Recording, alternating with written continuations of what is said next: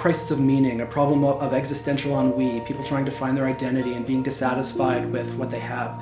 And that has led us into the kind of social political conflict we now see with different forms of social political tribalism, left and right, the different kinds of culture wars over different social political issues, and people separating themselves into these different tribes in a way to create new forms of meaning and new things to belong to.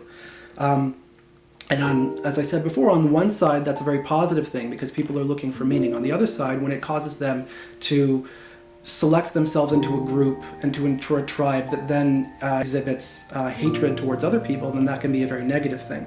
And I think a big solution to that is to appreciate the situation that we're in and to work harder at cultivating empathy, to learn from other people, and especially to trade with other people. And I don't just mean trade in the sense of economic goods and services, although I think that's actually quite important, but I also mean exchanging ideas, exchanging through relationships, creating connections with other people allows us to transcend these challenges and these divides. And in that way we can both strive for a sense of meaning without and while trying to avoid the negative side of being dissatisfied with ourselves that leads to conflict with other people.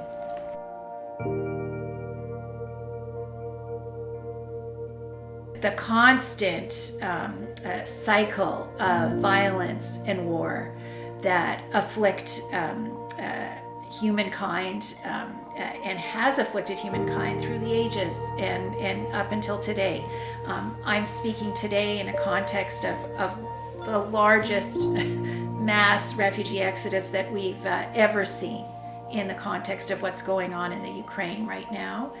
And it's a cycle that seems to repeat itself over and over again. You know, just prior to Ukraine, Afghanistan and Syria, you know, just to name a few, societies that are racked with conflict, whether we're talking about domestic abuse, whether we're talking about gun violence, you know, outside of the context of war, all of that is a huge affliction that I think is a modern day plague and certainly results in lots of pain, suffering, and loss of life.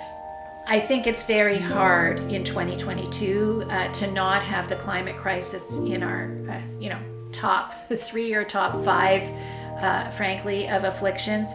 And I see the weight of it bearing down on our children who are growing up with a tremendous sense of insecurity about the world we live in. The things we took for granted about our planet still being available to us, they don't take for granted anymore. And I think it's caused an existential sense of anxiety. So quite apart from the interpersonal or personal mental health impacts of this crisis is the very real crisis facing our planet and all of its inhabitants. Human beings, animals, and plants. We actually hold the fate of planet Earth in our hands, and we have the ability to make a difference. And so, while it's an affliction, it's also an opportunity. And maybe that's true with all of the plagues, is understanding the sort of underside of affliction.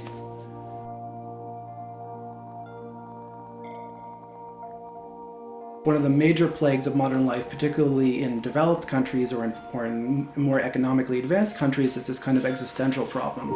In many ways, we have solved or greatly reduced the more classic problems. What Abraham Maslow calls the hierarchy of needs, where at the bottom of the pyramid of desires or of needs are basic things like food and shelter, and at the top are things like meaning and self-actualization. And so in developed economies, we've solved the bottom half of the problem. There are obviously challenges. There's still people in poverty, but overall, people are doing much, much better than in other places.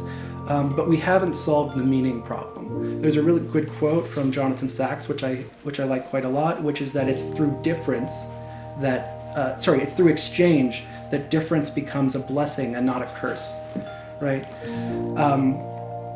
Difference can create conflict because it's hard to achieve mutual understanding when you have differing concepts and different ideas, but it can become valuable when someone has other ideas or new perspectives or or commitments or concerns that are different from yours that you can gain from, and in return you can provide them with new things from which they can benefit. People are their own masters. They have autonomy. They can make decisions about what's valuable to them. They have a lot of leeway to say, this works for me, this doesn't work for me, I'm going to live my life in this way, and things are very kind of catered to them. The challenge of that is it's very hard to build communities around that. It's very hard to build communities in a society where everyone's doing their own thing and has their own conception of the good and what's valuable. And so I think the big challenge is figuring out how to create transcendental experiences and group experiences where we can be part of some kind of communal collective thing that also is able to take account of our interest and desire in living our own lives and having our own conception of what's valuable, what's spiritually uplifting, all those kinds of things. And so that's a difficult, walk that different communities have had to make. Obviously, that's been a major challenge in Judaism and for Jewish communities, which is why we see the sort of the deinstitutionalization of Judaism, the decline of the synagogue model, and so on, as a way of engaging with people. And we have to find new ways to kind of marry the desire for collective transcendence with the desire for autonomy and self-definition.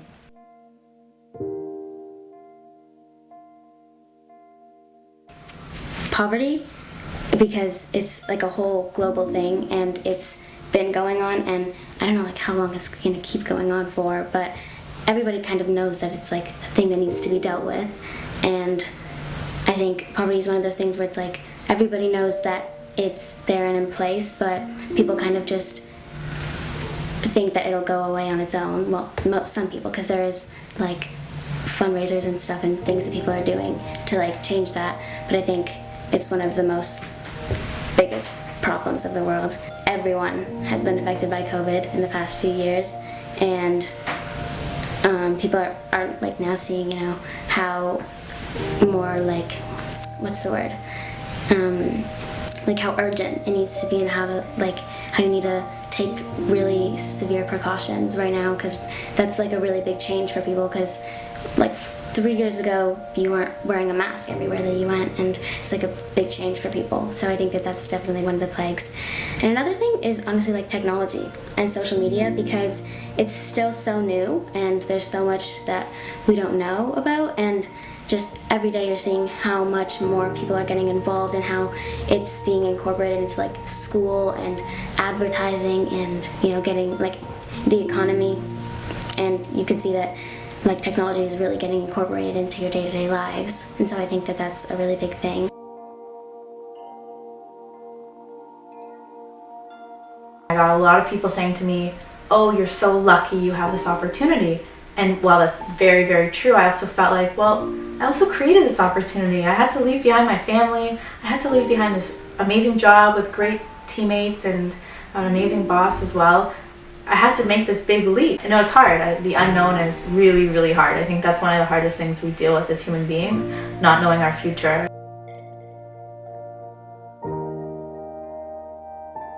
Changing schools, because I went to the same school from like junior kindergarten to grade 6, and then I had to move to a completely new school with a bunch of new people, and I never switched schools before, so I didn't know what to expect. And also I was really used to having, well, my old school, elementary school, it was built like a circle, so it's not really normal, but the hallways was a circle, and so like everything was connected, and I was really sad to leave my circle school because my new school is not going to be like that, and I was so used to going in a circle. I didn't really want to change that. Now I'm at a rectangle school.